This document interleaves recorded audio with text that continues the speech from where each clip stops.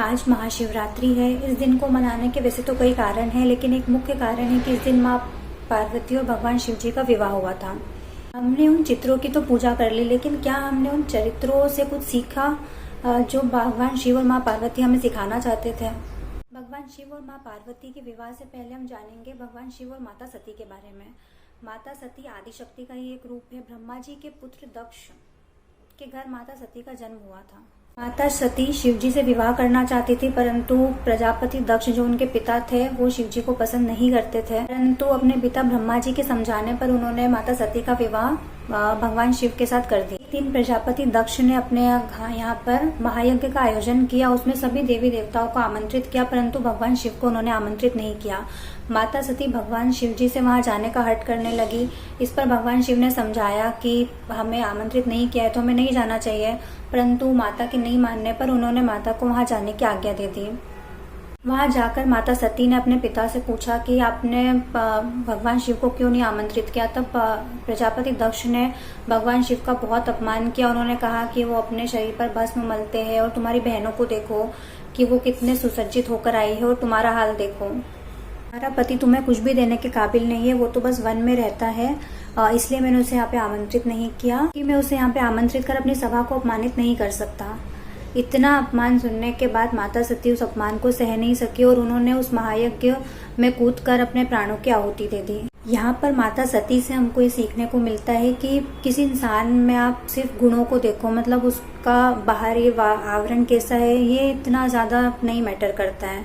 कोई इंसान ने कैसे कपड़े पहन रखे हैं या वो किस तरह से रहता है, इन सब को छोड़ के माता ने सिर्फ शिव जी के गुणों को देखा और उनको चुना। अब आते हैं भगवान शिव और माँ पार्वती के विवाह पर। उन्हीं आदिशक्ति ने माँ पार्वती के रूप में हिमालय राज के यहाँ पे जन्म लिया। माँ पार्वती ने भगवान शिव को पाने के लिए घोर तपस्या की। उस घोर तपस्या से प्रसन्न होकर भगवान शिव ने वरदान दिया और दोनों का विवाह होने लगा। जब विवाह हो रहा था और शिव जी जब बारात लेके माँ पार्वती के घर आए, तब माँ पार्वती की जो माँ थी वो शिव जी को उस वेशभूषा में देखकर बेहोश हो गई। तब माँ पार्वती ने शिव जी से कहा कि मुझे आपकी इस वेशभूषा से कोई परेशानी नहीं, मैं तो आपको आप जैसे है मैंने आपको वैसे ही एक्सेप्ट करा है, पर मेरी माँ के लिए प्लीज साधारण वेशभूषा धारण करके आइए आप। आज के समय में हम अपने पार्टनर को अपने हिसाब से बदलना चाहते हैं। हर किसी से आप ऐसे बनो वैसे बनो, और हम अपने हिसाब से अपने पार्टनर को पूरी तरह बदलने की कोशिश करते हैं, लेकिन हमको ऐसा नहीं करना चाहिए। वो जैसा है उसको एज इट इज वैसे ही हमको एक्सेप्ट करना चाहिए, क्योंकि कोई भी इंसान परफेक्ट नहीं होता है। हर किसी में कमियां होती है और परफेक्ट बनने की कोशिश करनी भी नहीं चाहिए हमको। विवाह के समय पूर्वजों का नाम लिया जाता है, तब पार्वती जी की वंशावली का नाम लिया गया, उनके सब पूर्वजों और वंशों का नाम लिया गया, किंतु शिव जी मौन बैठे रहे। इसके बाद नारद जी आए। नारद जी ने एक तारा बजाना शुरू किया। बताया कि जो शिव जी है वो स्वयंभू है, उनके कोई माता पिता ना कोई उनका गोत्र कोई वंश नहीं है। उनकी जो बुनियाद है वो ध्वनि है। जो वो एक तारा बजा रहे थे उसी ध्वनि वही शिव जी की बुनियाद है। उनकी पहली अभिव्यक्ति एक ध्वनि के रूप में ही हुई थी।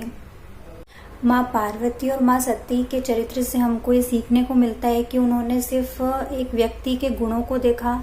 उनके जो पैरामीटर्स थे एक व्यक्ति को जज करने के, वो सिर्फ उनका बाहरी आवरण या उनकी वेशभूषा ना होकर उनके जो गुण थे, उनकी अच्छाई।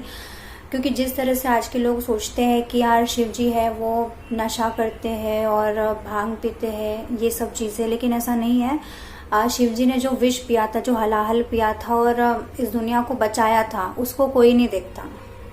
हमें भी किसी इंसान के गुणों को देखना चाहिए, उसके जो अंदर की जो अच्छाई है, जो गुण है, उनको देखकर हम किसी इंसान को जज करें।